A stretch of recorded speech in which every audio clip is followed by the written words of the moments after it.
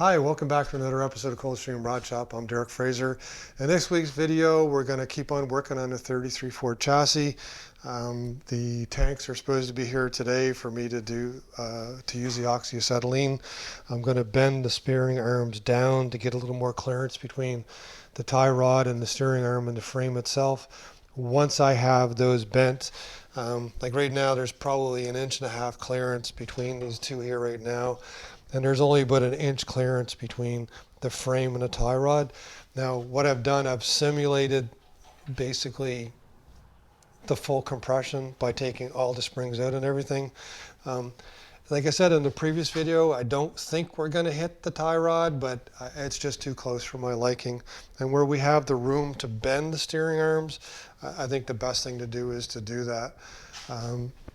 If that's successful with me bending those, and I can't tell you why it won't be. The other thing I want to do, we have these F100 upper shock mounts.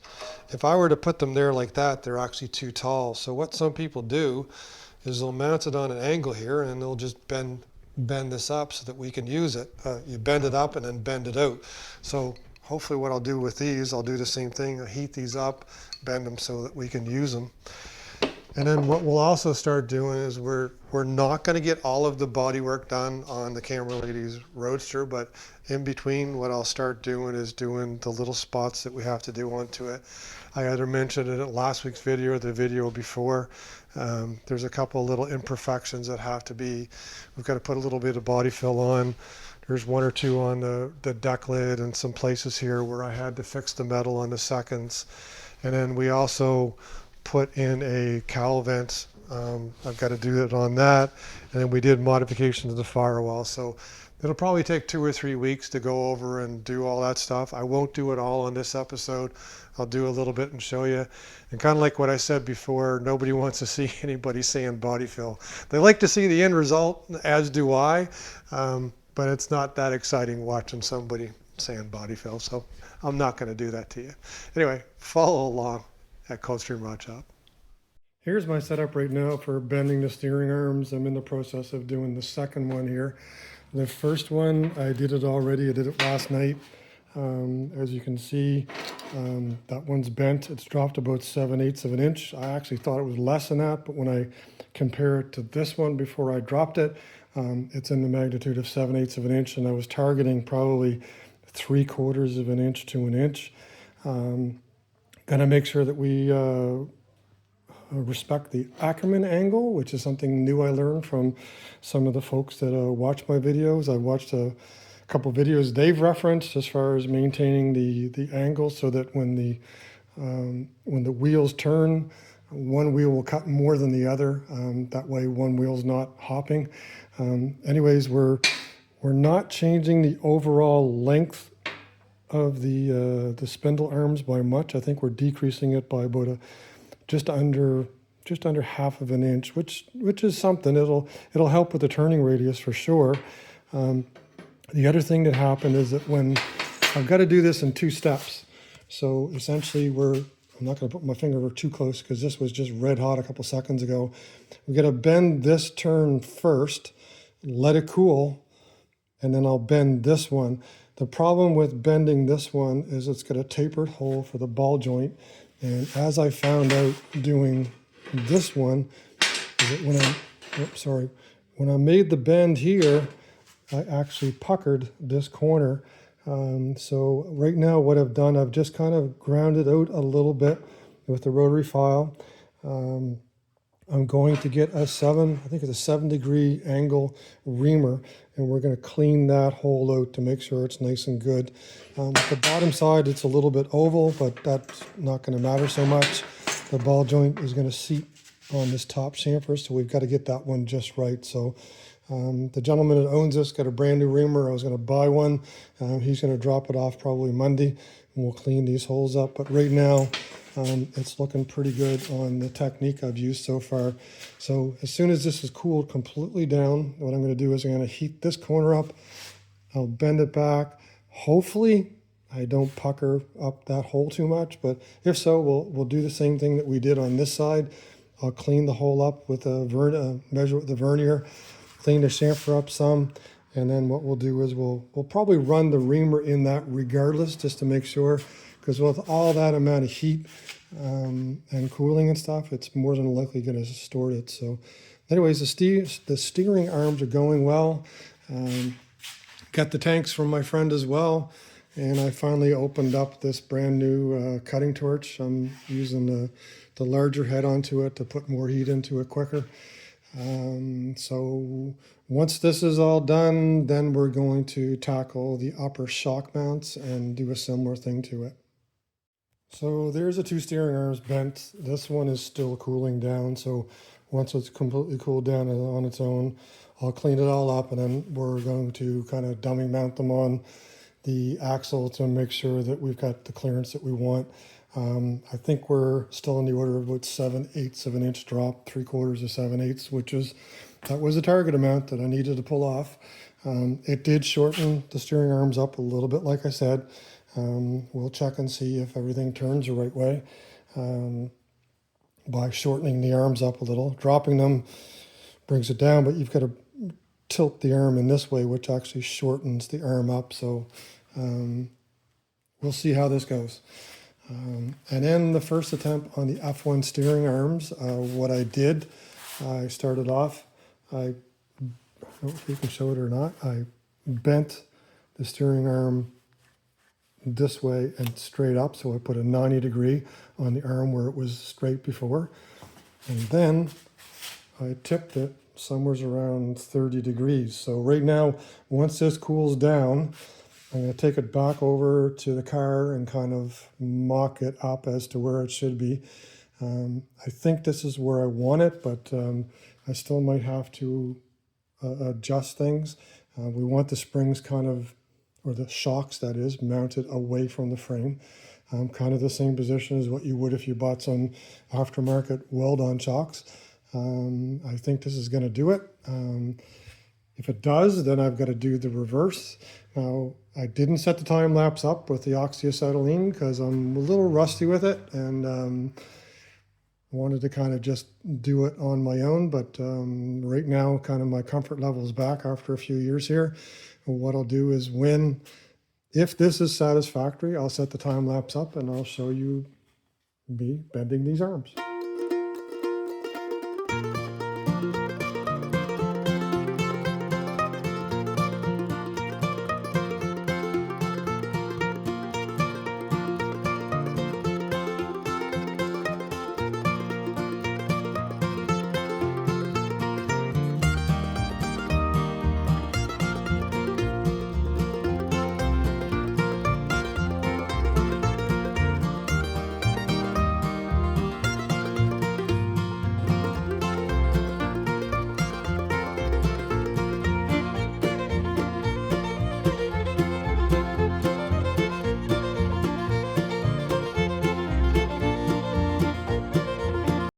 So now I have both steering arms and both upper shock mounts bent. I did decide to put another angle to it because when I put these up against the side of the frame comes in on an angle. So actually we needed to twist it a little more this way. I would take these over to the frame and show you right now, but they're still kind of smoking hot. But right now we've got the angle we want. I think we've got the height that we need. We should be good to go. So it should be a matter now of taking the cleaning the shock mounts up, repainting them. What we'll do is we'll drill holes in the side of the frame all the way through. And that's what's going to hold them in place. So right now, all I got to do is actually now get the reamer to ream out the holes on the spindle arms. I did dummy them on. They look like they're going to work just fine. I really didn't think they wouldn't, but anyways, I did check them. So sorry about the time lapse. I actually put the time lapse on too fast. So I think what took me like a little over 10 or 12 minutes to bend it, I think I did it in 45 seconds. I hit the wrong button, but just the same, did the time lapse, showed heating it up and bending it. So anyways, we're going to carry on with all this on the 33 Ford frame and get her moved to the next step. Now I've got the front end all kind of dummied back together again. I've got the steering box back on, the tie rod ends on, had a little bit of a clearance issue with the panhard bar support. Actually had to narrow it up and move it forward a bit because by dropping and shortening the steering arms, the tie rod end actually came a little closer, necessitating moving the panhard bar bracket forward so it would clear on full turns to turning to the right. On the left, it's not a problem because the panhard bar is sitting low. What I've done also now is I've got the upper shock mounts kind of clamped in place with the shocks compressed some. Right now, that's at the estimated ride height. So actually we've got quite a bit of travel there, both up and down. That's about mid-range on the shocks, which is ideal. So as you can see, we've got a nice angle on the bent F100 upper shock mounts. So what I'm going to do now is I'm going to drill some holes through the frame, and then those are going to be bolted in place. So we're moving along kind of real slow, but we're making progress on the front end. I'll get the upper shock mounts holes drilled. I'll paint those brackets. But what I've got to do is I've got to wait now and get the tapered reamer for the tie rod ends to basically seat them all the way down. But pretty much accomplished what we wanted to do, was actually gain some more clearance underneath the frame. Right now, we've got actually a little bit more than that at ride heights, because those tie rod ends, after we ream out the holes, will actually sit probably another 1/8 to 3/16 of an inch deeper into the steering arms there, and give us a little more clearance between the tie rod and the steering arm and the frame. So like I said, looks like we've done everything right. I don't think I've messed up what they call the Ackerman angle, but gotta check a few more things out here just to be sure. The wheels don't cut equally, which is kind of what you want. One wheel was going to cut more than the other one. The other one, as you're turning, I tried to keep the same angle of the steering arm as what we had before. I didn't mess with that. So fingers crossed, we've got this right here. But we also didn't shorten the steering arms up really that much. So anyways, we're going to carry on. We'll keep on dummying this stuff up and then moving it back and forth to make sure that there's no clearance issues going up and down. But like I said, we're making some progress here. So what I've got going on tonight is that I am drilling and tapping, or drilling holes and welding inserts in the side of the frame for the upper shock mounts. So right now this is set up. I've got 2 inserts welded in there so that I can now mount the shock mount on the side of the frame like they originally were, or kind of were. I mean, I think originally they were mounted in this position, but in this case here, we're mounting them sideways. We're not dealing really with a truck here. It's a hot rod, so it won't be getting any smashing and stuff going on. But right now, those are, I think, 1/2-inch fine thread bolts going through. 1/2-inch fine thread bolts going through there. This side is getting ready to go on, so I'm cleaning up the upper shock mount. I'm going to paint it. I've got the other one on there, and I've dropped the suspension down all the way. So I'm going to take those bolts out, clean off the upper shock mount. I'm going to put a coat of black paint onto it, and then we'll get them back on tomorrow night. Next thing, I think what we have to do is that the spring, the lower leaf, is a much more aggressive arc than what the leaves are.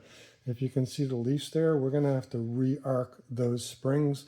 We need actually a little more height on the front end than what we had before. If you notice, the spring behind it has more of an arc. We actually needed to come up about 1 inch or so. We're going to be putting a pretty heavy engine into it. It's an early cast iron Hemi with a Hemi with a cast iron intake manifold and everything. So quite a bit of weight going on the front end of this thing relative to the other hot rods we built. So get these painted. We'll hopefully get those springs re-arced and kind of try and put the front end together again, and then basically work towards welding the steering box in place. I don't know if I'll get to that on this episode, but we'll at least get prepped for it or not. So anyways, we're carrying on with the front end here. Pretty slow going, but different combinations of parts than what we normally see. And we just kind of have to make it work with clearances and geometry and everything else. So I was going to set the time-lapse camera up on the stand there and show you me re-arcing the spring. We've covered this on a previous episode of how we would either reverse the eyes or reverse the arc on a main leaf, or put more of an arc into a spring or less arc into a spring. So in this particular case, what we needed to do over here on the 33 forward, and I've already done it on all the other springs, but I'm going to show you in a minute what I did. I've actually already done all of these ones.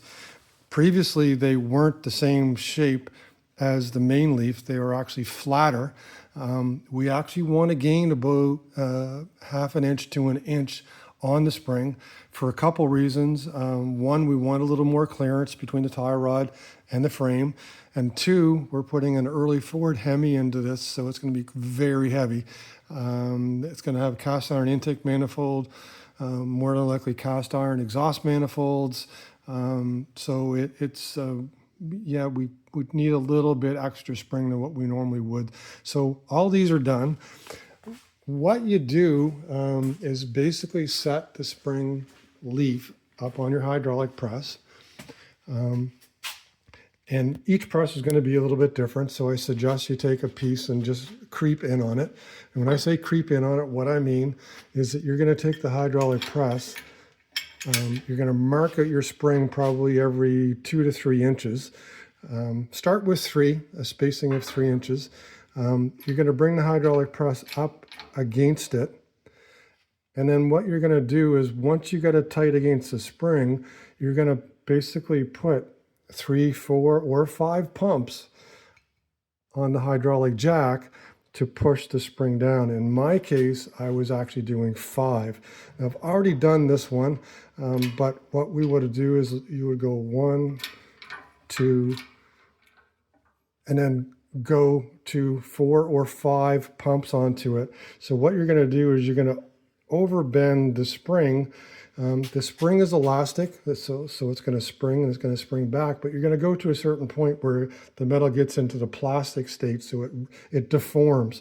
So you want to push it a little further, and then when you take the pressure off, it's going to retain that arc. So what I did on these is, on this particular spring, I did 1, 2, 3 times on this side.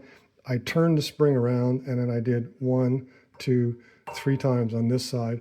And in my case, once I brought the bottle jack or the hydraulic press up tight against the spring, I did 5 pumps on my hydraulic press. Now, I would suggest starting with 3 to see if you get a shape. And then if you don't, go to 4 and then creep up onto it. So it's going to depend on how powerful your hydraulic jack is in order to do that. So I'm just going to release that right now. A few other people have done it too, like LG Customs has done a video on this, but basically you just want to reshape that spring so that it's the same as the ones we have over here. And again, the same process that I just did to that, you just have to do many times over. There we go, it fits on there just fine. So you can actually take a spring, this spring curve like this, and I'm going to take it, I would take, if I want to reverse it, so I put these eyes on the top like the one behind, I would basically put it about over there on the hydraulic press, bend it here, bend it here, bend it here, and I would keep going along incrementally. I would never do the whole thing in one shot. So you'd have to probably do 3 or 4 passes anyways to basically flip this around so this arc is in this direction. So we've done that before. I'm not sure how far back it is. I'm going to ask the camera lady to put a link into it of us reversing the spring eyes if anybody's interested. But for now, we kind of accomplished what we wanted to do, which was just basically put a little bit more arc in that spring to compensate for the extra weight and give us a little bit more clearance on the tie rod. So finally got started on the camera lady's body here. Started on the front cowl. First prep we have to do is, because this is epoxy primer, it's been sitting for 4 or 5 months or so.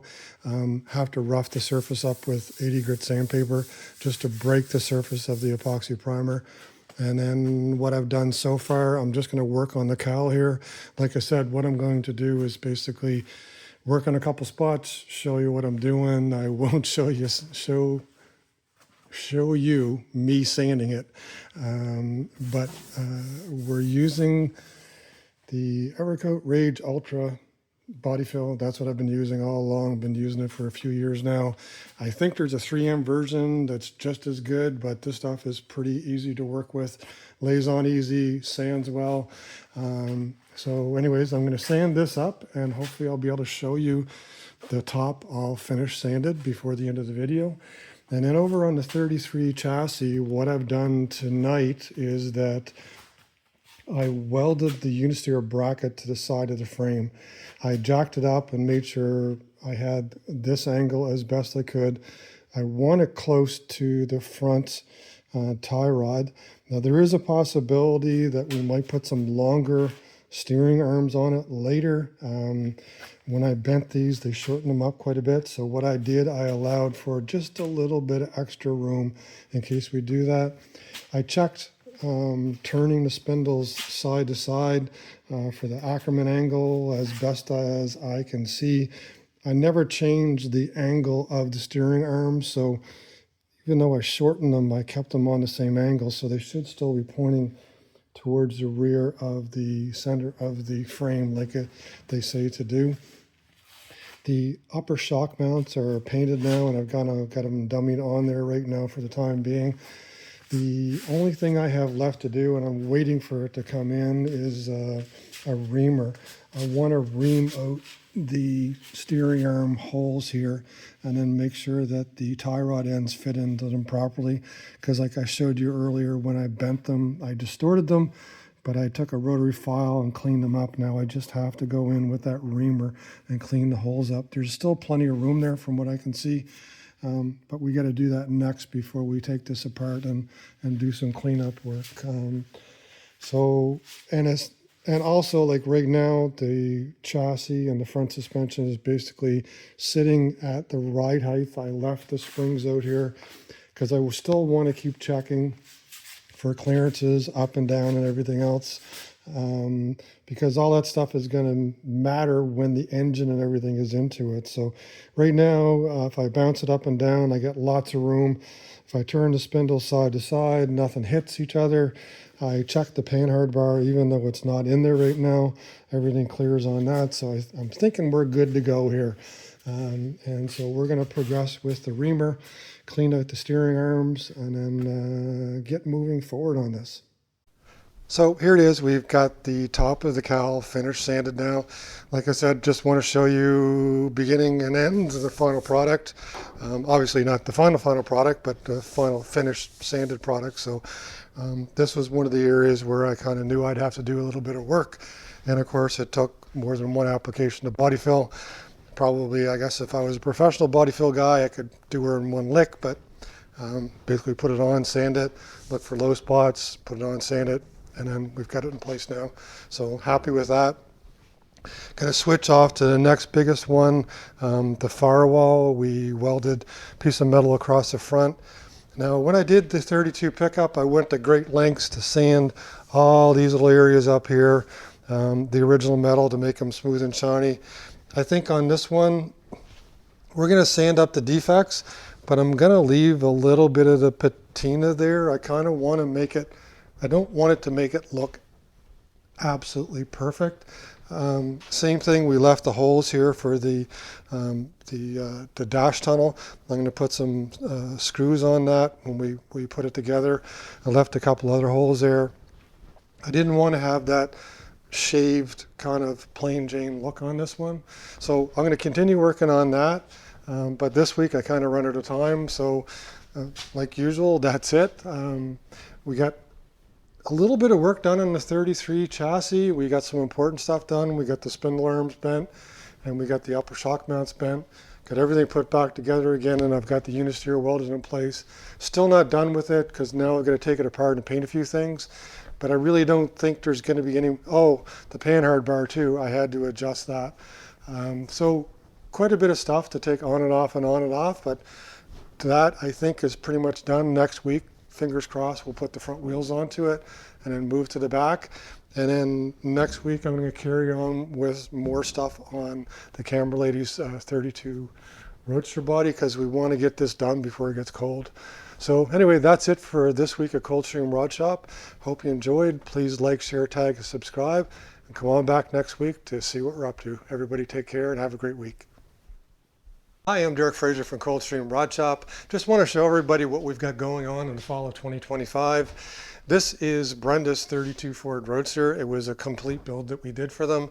It's back in here for some tune-up and stuff. We've just gone over it, put some miles onto it to break it in, and it's in the process of going back to them so they can put some miles onto it before the winter comes. Then in front of us is a 33 Ford chassis that we're putting together. Ultimately, there'll be a 33 Ford 5-window coupe body coming into it. It's going to be a full build. I believe it's going to be an early Hemi going into this with an automatic transmission. Not 100% sure yet. Over here is Ellie's 5-window coupe that we've been working away on, doing all the metal work. The plan with this is to carry on with the metal work. There was chop previously, fix the chop. And the welds onto it, do the wood, and maybe fit the engine and transmission into it. We'll see how that goes and what the customer wants to do with this. Then on the outside out here, we've got 2 truck cab bodies, but it's going to be one project.